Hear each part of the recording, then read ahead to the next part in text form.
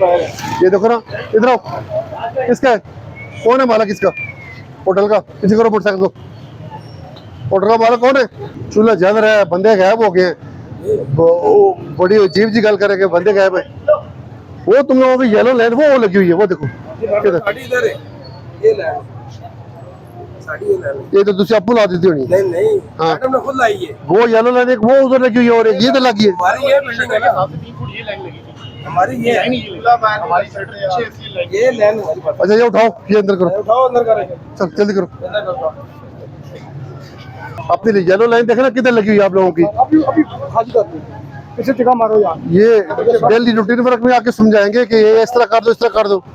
आपको पहले भी मैंने 2 दफा वार्निंग दी है। ये जो बंदा ये, इसको मैंने पहले ही 2 दफा वार्निंग दी है कि आप कभी भी नहीं कहा नहीं इधर सामान लगाए, इधर आप इधर पहले लगाते थे। नहीं आप तो एक दफा कहना हमारे भी शर्म आते थे। उठाओ फिर इसको जल्दी करो।